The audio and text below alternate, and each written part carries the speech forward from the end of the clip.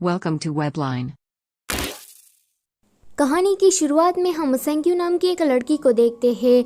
उसकी एक toy shop थी एंड आज उसके यहाँ कोई भी कस्टमर नहीं आया था। वो स्टोर को बंद कर रही थी एंड साथ में सोच रही थी कि अगर लोगों को पता लग गया कि मेरी एक टॉय स्टोर है तो क्या होगा, क्योंकि मैं सेंग फैमिली की बड़ी बेटी हूँ। पर फिर वो इस ख्याल को झटक कर सोचती है कि मुझे जल्दी घर जाना चाहिए वरना ग्रैंडमा और आंटी साउ मुझे मारेंगी। वो रास्ते से जा रही थी, तभी ही एक छोटा बच्चा आकर उससे मदद मांगता है कि प्लीज़ मेरी मदद करो सिस्टर।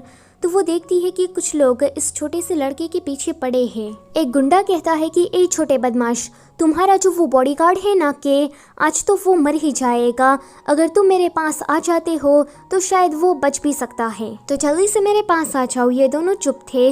अगले सीन में हम देखते हैं कि सेंग्यू उस छोटे बच्चे को लेकर भाग रही थी। उनके पीछे गुंडे पड़े थे। सेंग्यू कहती है कि उन लोगों के पास चाकू और गन है, हम तो उससे बच ही नहीं पाएंगे। तो वो छोटा बच्चा कहता है कि भागना बंद करो, मैं थक गया हूँ, कि आकर मुझे बचा ही लेगा। तो सेंग्यू कहती है कि हाँ मुझे पता है।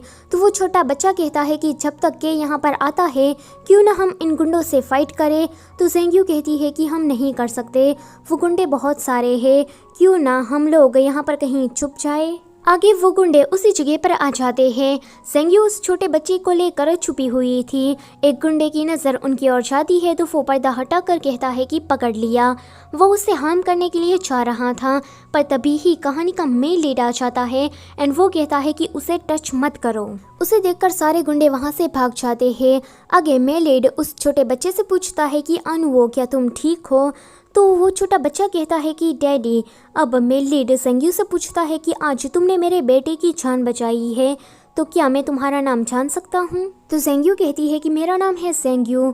आनो नीचे उतर कर कहता है कि सिस्टर सेंग्यू नीचे झुको, तो वो झुक जाती है। वो उसके चिक पर किस करके कहता है कि आज आपने मेरी जान बचाई है तो थैंक यू, पर एक दिन आपका ये कर्जा मैं ज़रूर चुका दूंगा। ये सीन यहीं पर ही कट होता है। अगले सीन में हम देखते हैं कि सेंग्यू अपने घर पर जाती है।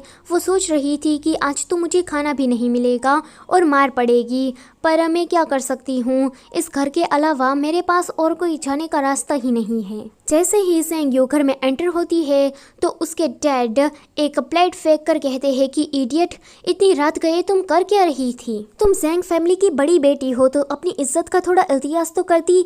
अभी क्या टाइम हुआ है, और वो जो तुम्हारी टॉय स्टोर है वो एक भद्दा मजाक है। सेंग्यू के डैड के बाजू में आंटी साव खड़ी थी। वो कहती है कि हनी, इस बेकार सी लड़की के पीछे गुस्सा क्यों करना, वैसे भी तुम इसकी माँ को कब तलाक देने वाले हो और मुझसे कब शादी करोगे? देखो मैं अपने बच्चे केई और केफंग को यहाँ पर ला चुकी हूँ। इस लड़की का नाम है केई। केई कहती है कि सिस्टर तुम इतनी लेट क्या अपने सीक्रेट आशिक से मिलने के लिए गई थी? सेंग्यू कहती है कि नहीं। वो अपनी माँ की ओर देखती है तो उसकी माँ कहती है कि तुम्हारे डैड और साव आंटी बिल्कुल सही ही कह रहे हैं। तभी ही वहाँ पर ग्रैंडमा की एंट्री होती है। वो कहती है कि इसको ऐसे सबक नहीं सिखाते, ज़रा मुझे देखो। वो अपनी लाठी लेती है एंड सेंग्यू को ज़ोर ज़ोर से पीटने लगती है। साथ में वो ये भी कहती है कि तुम सेंग फैमिली की बड़ी बेटी हो, पर मुझे तो तुम्हें देखकर शर्म आती है। क्या तुम अपने किसी सीक्रेट आशिक से मिलने के लिए गई थी? सेंग्यू उसे सच बताने वाली थी कि आज वो किसी की मदद कर रही थी, पर कोई उसकी बात को सुनता ही नहीं। ग्रैंडमा कहती है कि तुम भी तुम्हारी माँ की तरह स्लट हो, यूजलेस और शेमलेस हो। ग्रैंडमा सेंग्यू की माँ की ओर देखकर कहती है कि देखो इसे इस तरह से सबक सिखाते हैं। एंड सेंग्यू से वो कहती है कि जल्दी से उठो, तो वो उठ जाती है। आगे वो इससे कहती है कि मेरे रूम के सामने तुम घुटनों के बल बैठोगी, अगर जरा सा भी हिलने डुलने की कोशिश की तो समझ लो कि तुम मर गई। सेंग्यू कहती है कि मुझे बहुत ही भूख लगी है, क्या मैं थोड़ा सा खा सकती हूँ? ग्रैंडमा अपनी लाठी दिखाती है तो सेंग्यू कहती है कि हाँ मैं समझ गई। आगे ग्रैंडमा सेंग्यू के डैड बाइलिन के पास जाती है।